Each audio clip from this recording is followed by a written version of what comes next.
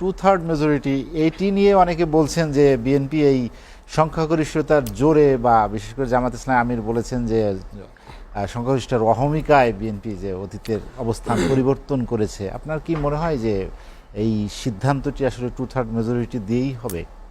দেখেন, 2/3 মেজরিটি নিয়ে বাংলাদেশের আলোচনা, রাজনৈতিক পরিসরের আলোচনাটা নতুন না। অনেক আগেই বলা হয়েছে 2/3 একটা অভিশাপ, 2/3। সেদিনও দেখলাম বদিউল আলম মজুমদারও বললেন একটা।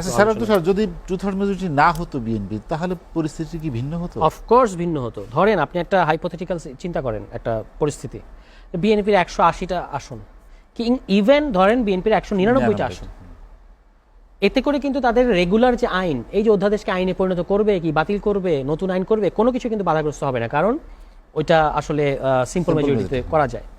সংসদে কোরাম হতে 60 জন লাগে, আর সিম্পল মেজরিটি হলেই আইন করা যায়। ফলে আমি মনে করি যে এই 2/3 আসলে বাংলাদেশের জন্য অভিশাপ। এটা অতীতেও ছিল, যতগুলো সরকারের কাছে 2/3 ছিল তারা মানে আত্মঘাতী এবং আত্মবিধ্বংসী আচরণ ছাড়া অন্য কিছু করে নাই।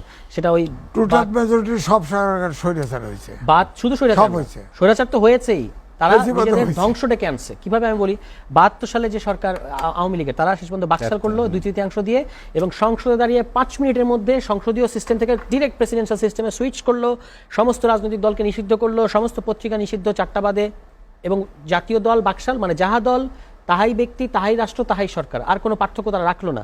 এটার পরিণতি কি হয়েছে? খুবই নির্মম পরিণতি হয়েছে। আমরা চাই যে রাজনৈতিকভাবে একটা সমাধান হোক, এটা কোনো ভালো পরিণতি না। এবং এটার জন্য শুধু আওয়ামী লীগ কিংবা শেখ পরিবার যে ভুক্তভোগী হয়েছে সেটা না, পুরো বাংলাদেশ ভুক্তভোগী হয়েছে। এরপর দেখেন কু পাল্টা কু, দীর্ঘ সেনা শাসন ইত্যাদি।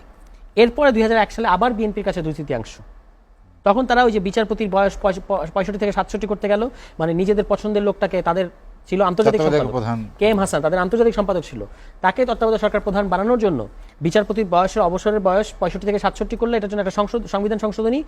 শেখ হাসিনা বললো যে লগি বৈঠা নিয়ে আসো, সবাই আসলো। আওয়ামী লীগ বললো এটা আমাদের গণতন্ত্র পুনরুদ্ধার, এখানে লাশের উপর নৃত্য হয়েছে ঢাকা শহরে, এবং এটার হাত ধরে 111 এবং লম্বা সময়ের আওয়ামী লীগের ফ্যাসিবাদ। ওই চতুর্দশ সংশোধনী বিএনপি করেছিল, ভুক্তভোগী বিএনপি হয়েছে। কয়েকদিন আগে রুমিন ফারহান একটা গুরুত্বপূর্ণ কথা বলেছেন যে ছোট বিএনপি যখন কাজগুলো করে খুব ছোট, মানে সিলি আচরণ করে, কিন্তু এটার মানে মাসুলটা অনেক বড় হয়। যেমন তারা মাগুরে উপনির্বাচন, এর ফলে তত্ত্বাবধায়ক সরকার তাদের বিরুদ্ধে একটা আন্দোলন, এবং পরবর্তী তাদেরকে 12 দিনের মাথায় ক্ষমতা ছেড়ে দিতে হলো। পরে আওয়ামী লীগ আসলো 96 সালে। আবারও দেখেন, এই যে মনে হবে যে বিচারপতি 65 থেকে 67 করলে কি এমন হয়, আমার তো 2/3 আছে, কিন্তু আপনার মতলব তো খারাপ। সেটার কারণে আপনি কি হলো, এই লগি বৈঠার মধ্যে পড়লেন, এবং 1/11 আসলো। আওয়ামী লীগ বললেন আমার আন্দোলনের ফসল, 88% ভোট কাস্ট হয়েছে 2008 সালে। এখন তো বলাই হচ্ছে নানাভাবে যে এটা আসলে একটা ম্যানেজড ইলেকশন বা ইঞ্জিনিয়ারিং করা ইলেকশন ছিল। 88% বাংলাদেশের ইতিহাসে এত ভোট কাস্টিং কখনো হয় নাই। তো সেটা হলো, এবং আওয়ামী লীগ আসলো, এবং দেখেন এগেইন আওয়ামী লীগের কাছে 2/3, তারা তত্ত্বাবধায়ক সরকারটা বাতিল করে দিল। যেটা আন্দোলন করে তারা ক্ষমতা এসেছিল সেটা তারা বাতিল করে দিল। বাতিল করার একটু দেরি হয়েছে, কিন্তু কি পরিণতি, আজকে এন্টায়ার দল, তাদের পুরো 300 জন সংসদ সদস্য, তাদের মন্ত্রী পরিষদ, তাদের ওই বিচার বিভাগ, তাদের খতিব, শেখ হাসিনা, পুরো এন্টায়ার দল আজকে বাংলাদেশ থেকে নাই হয়ে গেছে। এই হলো বাংলাদেশের 2/3। এটা শুধু অভিশাপ না, শুধু তারা স্বৈরাচারী হয় ব্যাপারটা তা না, এটা আত্মবিধ্বংসী একটা, মানে এটা নিজেকে ধ্বংস করা ছাড়া কিছু করে না। এই 2 মাসে যদি আপনি বিএনপির মানে প্রবণতাগুলো খেয়াল করেন, হ্যাঁ আমরা এখনই বিএনপিকে ফ্যাসিবাদী বলতে চাই না, কারণ ফ্যাসিবাদী হয়ে উঠতে গেলে যে ধরনের ন্যারেটিভ এবং অন্যান্য কালচারাল ব্যাকআপ লাগে সেটা বিএনপি সবসময় নাই। বাট বিএনপি অবশ্যই একটা সংসদীয় স্বৈরতন্ত্রের মধ্যে ঢুকাচ্ছে বাংলাদেশকে। তারা বলছে পার্লামেন্টারি সভরেন, যেটা থিওরিটিক্যালি এবং হিস্টোরিক্যালি রং। বাংলাদেশের 16th অ্যামেন্ডমেন্টের রায় আছে, যেখানে আদালত বলেছেন যে নো, বাংলাদেশে অন্তত পার্লামেন্ট সভরেন না।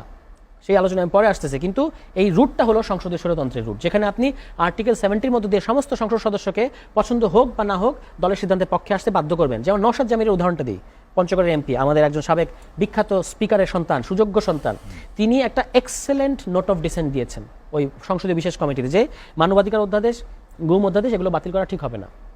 এবং আমি তার এটা পুরোটা পড়েছি, আমি মুগ্ধ হয়েছি তার লজিক্যাল মানে অ্যানালাইসিসের কারণে।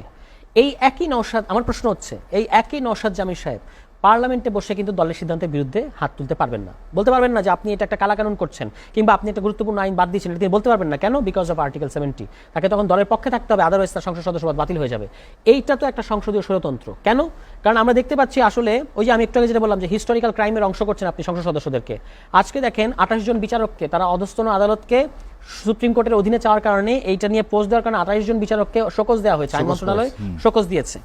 এখন সংসদে আপনি এই যে বিচার বিভাগ মানে ইয়ে করার মধ্য দিয়ে, ল্যাপস করা বা বাতিল করার মধ্য দিয়ে সংসদ সদস্যদেরকে এটার পক্ষে হাত তুলতে বাধ্য করার মধ্যে একটা হিস্টোরিক্যাল ক্রাইমে তাদের অংশ করেছেন, তারা এটার ব্যাপারে কোনো মতামত দেওয়ার সুযোগ পায় না। আপনি কি জিজ্ঞেস করেছেন এই 213 জন সংসদ সদস্যকে যে আপনারা কি এটা চান কি চান না? আপনি তো জিজ্ঞেস করেন না, জাস্ট বিশেষ কমিটি রিপোর্ট দিয়েছে, হাত তুলতে হবে।